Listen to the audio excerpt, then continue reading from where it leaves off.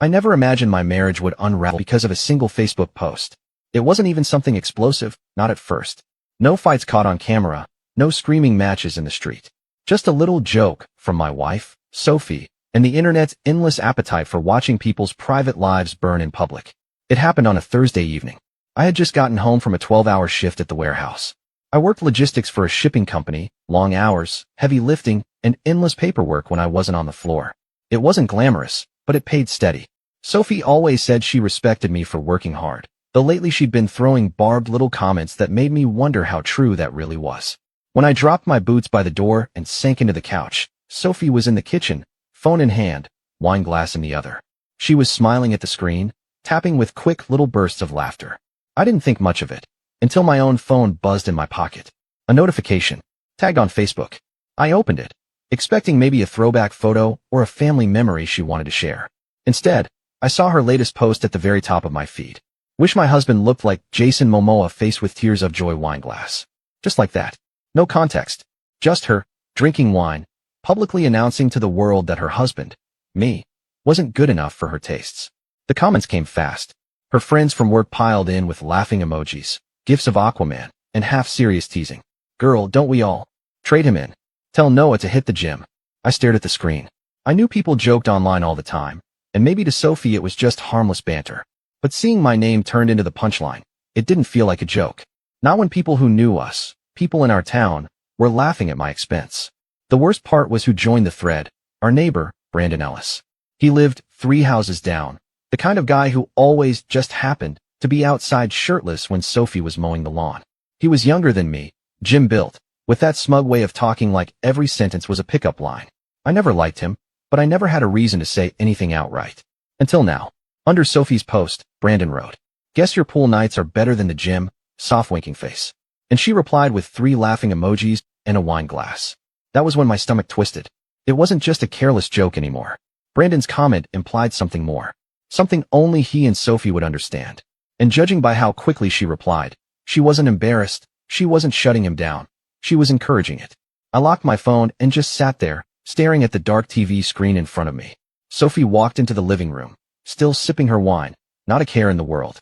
"You're quiet," she said, settling on the opposite side of the couch. I wanted to ask her right then what the hell that post was supposed to mean.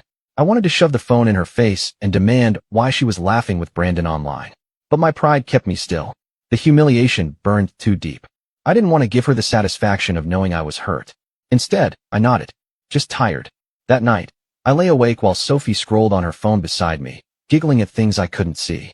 The blue light from her screen painted her face as she smirked and typed, pausing now and then to delete and retype.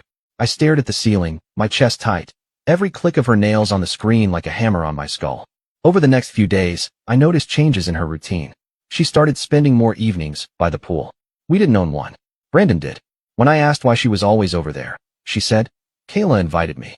Kayla was Brandon's girlfriend, a sweet woman who worked long shifts at the hospital. I wasn't sure how much pool time she really had to spare.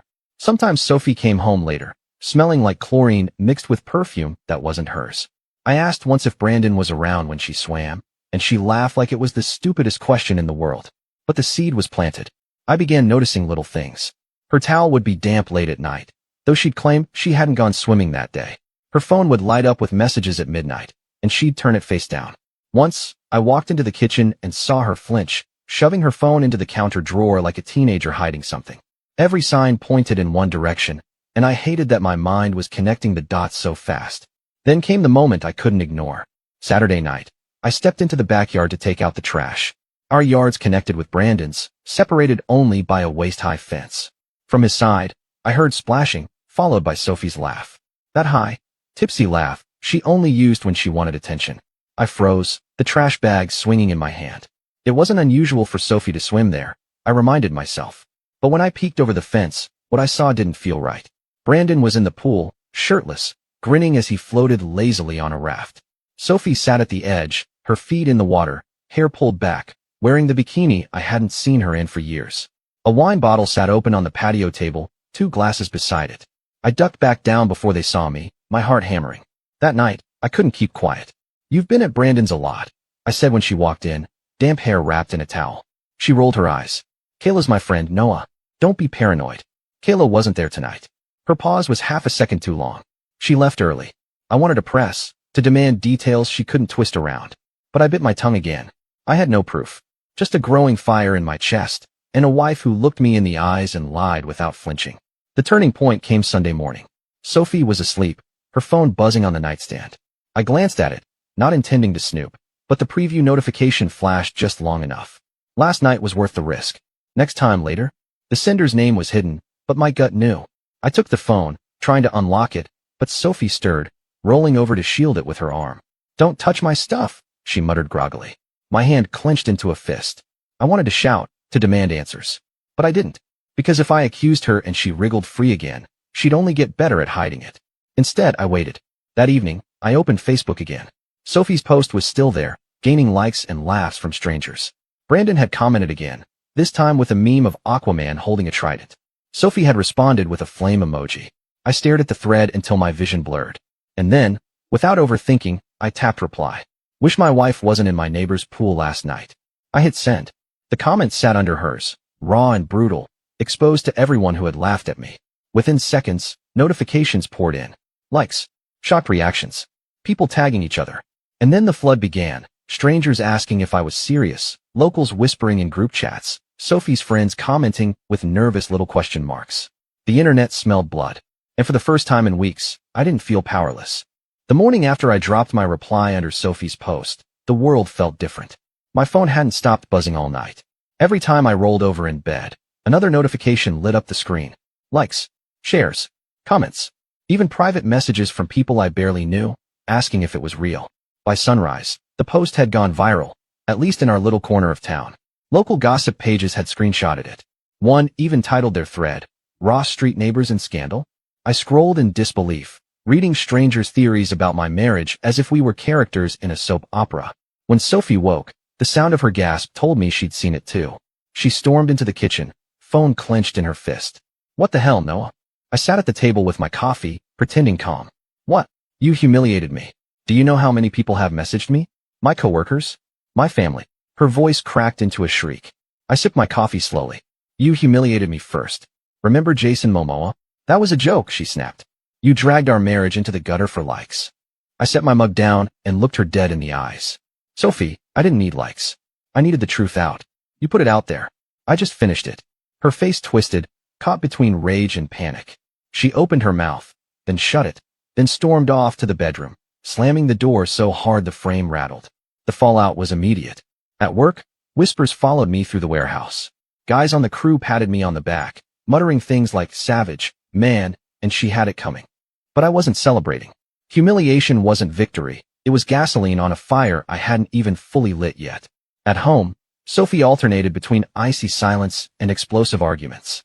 She accused me of trying to ruin her reputation, but every time I mentioned Brandon, her composure cracked. Then came the knock on my door. I opened it to find Brandon himself on the porch, shirtless as usual, trying to look relaxed. But the flush on his cheeks betrayed him. "Hey man," he said, voice too casual. "Can we talk?" I crossed my arms. "About what?" "You know, the post. Look, Sophie and I are just friends. People are reading too much into it. You should take it down before it gets worse." I studied him. His muscles glistened with sweat from what was obviously a staged, just finished working out performance. But his eyes wouldn't meet mine. "Funny," I said. "Because you're the one who wrote about pool nights." Brandon smirked, trying to shrug it off. "Inside joke. With my wife." His smirk faltered. "You're blowing this up, Noah. Trust me. This is making you look bad, not her." I closed the door in his face. That night, I couldn't shake his words. Maybe he was right. Maybe I did look like the jealous husband who aired dirty laundry online. But the alternative was worse. To sit quietly while Sophie treated me like a fool. I needed proof. Real, undeniable proof. So I turned to the only ally I had, technology. Our house security system had cameras facing the driveway and the backyard. Normally, I barely looked at them except to check for porch pirates. But that night, I sat at the computer, scrolling through the footage of the past week. At 11:47 p.m. on Wednesday, there she was. Sophie, slipping out the back door in her towel, hair loose, glancing around like a thief. She disappeared toward Brandon's side of the fence. She returned at 2:13 a.m., hair wet, carrying her bikini balled in her fist. My chest tightened. There was no more denying it. I downloaded the footage, saved it to a flash drive, and hid it in my desk drawer. When I confronted Sophie the next day, I didn't show my cards immediately. You were out late Wednesday, I said casually as she folded laundry. She didn't flinch. I couldn't sleep. Went for a walk. In a bikini? Her hands froze on a shirt. She looked at me slowly, eyes narrowing. What are you implying? I don't need to imply anything, I said. I saw it. For the first time, genuine fear flickered in her eyes. But just as quickly, she masked it with indignation. You're spying on me? You're seriously checking cameras like some psycho? You're seriously sneaking out of the house at midnight? She dropped the shirt, crossing her arms. Even if I did, so what? You think I'm cheating?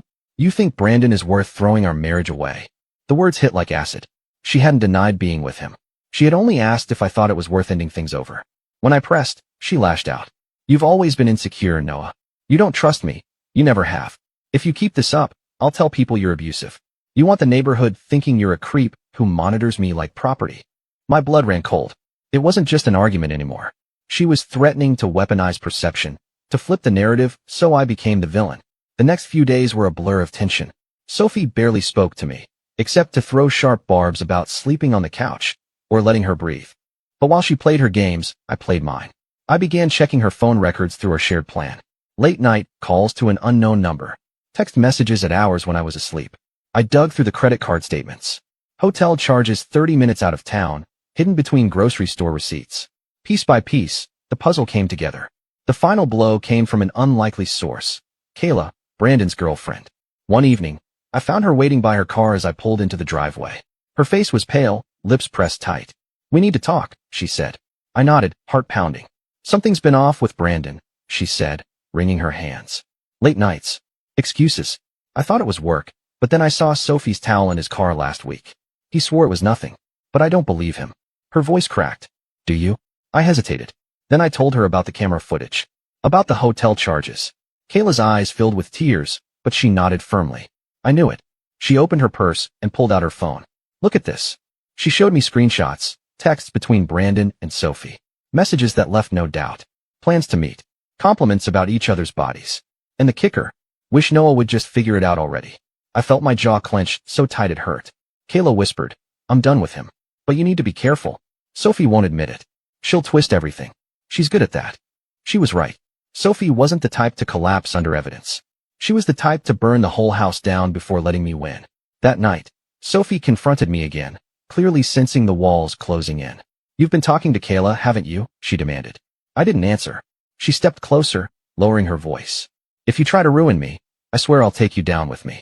I'll tell everyone you hit me, that you've been controlling for years. People will believe me, Noah, not you. Her words weren't just threats. They were a roadmap to the battle ahead. I realized then this wasn't about saving the marriage. It was about survival, and I intended to win. By the second week after Sophie's Facebook post, the scandal felt like it had grown its own legs and was running wild without me. People I barely knew were messaging me. Coworkers were whispering. And even at the diner downtown, I caught the staff pointing in my direction when I walked in for coffee. It was surreal, watching strangers pick apart my marriage like it was an episode of reality TV. Sophie pretended it was all mean gossip, but I knew better. She wasn't scared of the gossip. She was scared of me piecing the truth together. The night she threatened to call me abusive was when everything shifted. Up until then, I still half believed we were just caught in some ugly fight that maybe could be patched up. But hearing her calmly say she'd lie to destroy me if it kept her secret safe, that flipped a switch inside me. If she was going to play dirty, then I needed to stop reacting and start preparing. She was going to treat me like the villain no matter what. The only way I'd survive was with evidence. I started with the phone records. We had a joint cell plan, something she probably forgot I had access to. When I logged in and pulled her history, it didn't take long to find the pattern. Long calls after midnight to a number I didn't recognize. I traced it online. A prepaid line, purchased at a convenience store in a town 30 minutes away. Disposable. My stomach turned. Sophie wasn't sloppy. She was careful, almost professional. The realization stung worse than the jokes about Jason Momoa, because it meant she'd been investing effort into making sure I never found out. The credit card bills were next. Most charges were harmless. Groceries, gas, drugstore runs. But tucked between them were hotel charges. Motels off the interstate, the kind of places people went when they didn't want to be noticed. I printed the receipts and slid them into a folder. On their own, they weren't proof of anything more than carelessness with money. But when you added the late-night calls and the security footage I already had, the story was getting louder, harder to deny. The camera footage gave me the most sleepless nights. adjusting brightness, zooming in on the grainy outlines caught by my system's edge. Sophie in a towel, slipping out of the yard at midnight. Brandon in his pool, holding out a drink. The two of them leaning close, their laughter carrying through the still summer night. Never anything that screamed physical affair on camera, but I didn't need a full recording to know what came after she disappeared off screen. I saved it all, backed up the files twice, and locked one copy in my desk. The final nail came from Kayla. She showed up again, this time looking even worse. Eyes swollen, voice trembling with exhaustion. She didn't bother with pleasantries. She handed me a thumb drive and whispered, "I found these on his tablet." They were texts, synced from Brandon's phone. Weeks of conversations between him and Sophie, talking about meeting up, mocking me and her, complaining about how boring their partners were. But one line stopped me cold.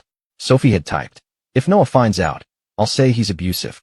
Everyone already thinks he's controlling. He won't stand a chance." She had planned it. Not a panicked bluff in an argument, but a premeditated script. She'd rehearsed my destruction in advance. Kayla's hands shook as she tucked the drive back into mine. "You have to protect yourself. She won't admit anything. She'll spin it, and she's good at that." I could hear the bitterness in her voice, the way betrayal ages people overnight. I promised her I'd use the text wisely, though the truth was, seeing them made my blood boil so hot that I wanted to blow everything up that night. Instead, I waited until Sophie walked in late again, hair damp, towel clinging to her shoulders. I was sitting at the dining table with the folder spread wide, phone logs, receipts, screenshots. She froze when she saw it.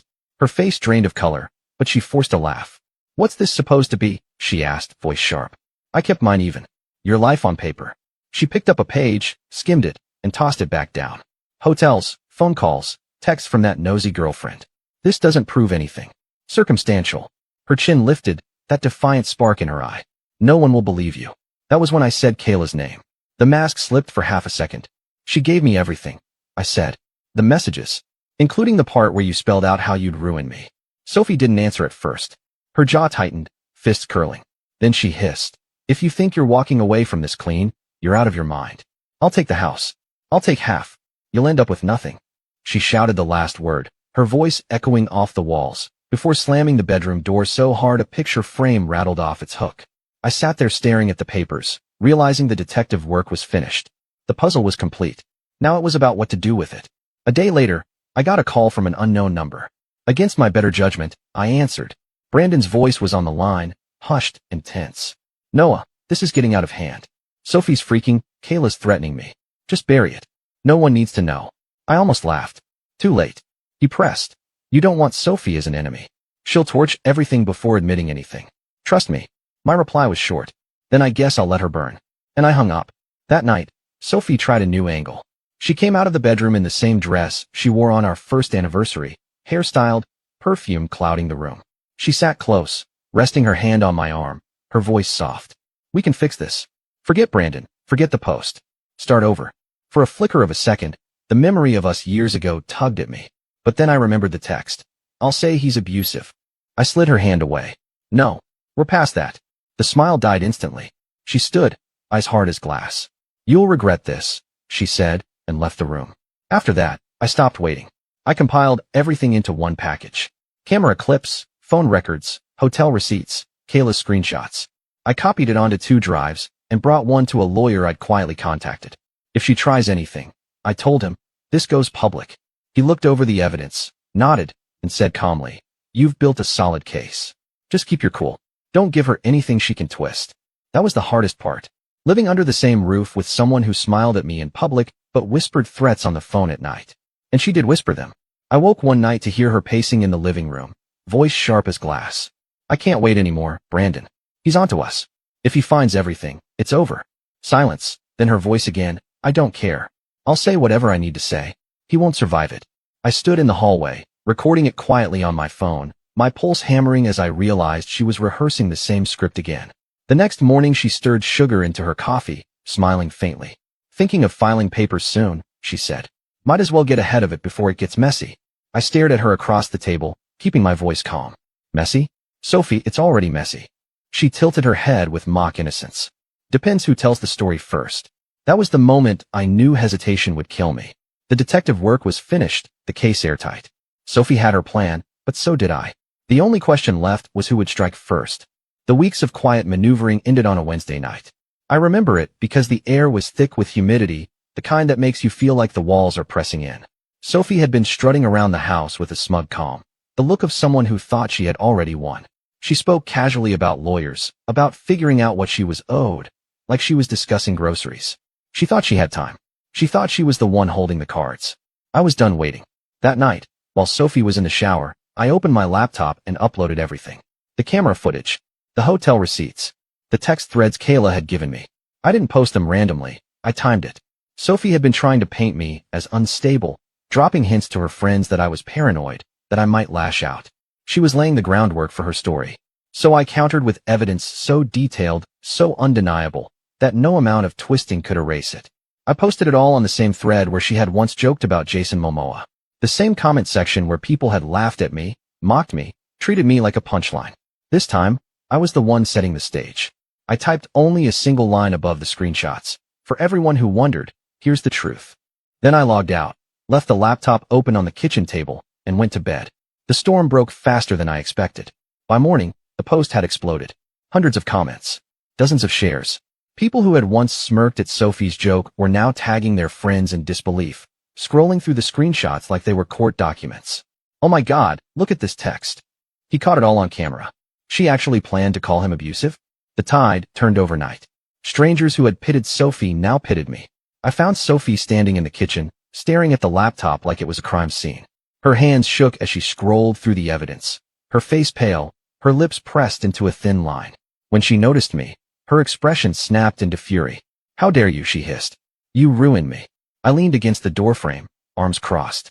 No, Sophie. You ruined yourself. I just stopped letting you hide it. She lunged forward, slamming the laptop shut so hard the table shook.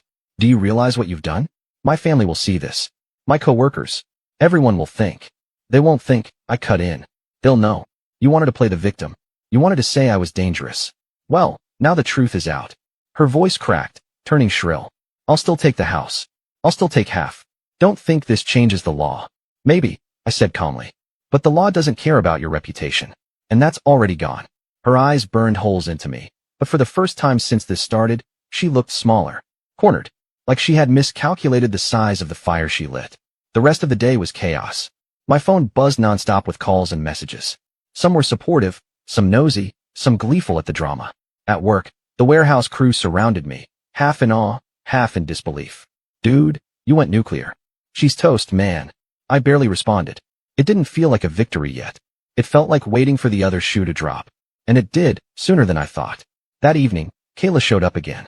Her eyes were red, but her shoulders straighter. She had left Brandon, kicked him out, boxed up his things, and changed the locks. Your post helped me too, she admitted quietly. I didn't have the guts to walk away until everyone saw what he was. She handed me another envelope, hotel receipts in Brandon's name, charges he couldn't deny now that it was all public. If you need them for court, they're yours. I thanked her.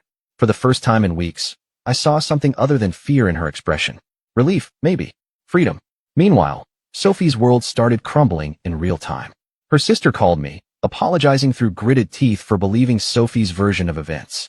Her boss emailed me asking if I could clarify the situation, clearly worried about workplace drama spilling into the office.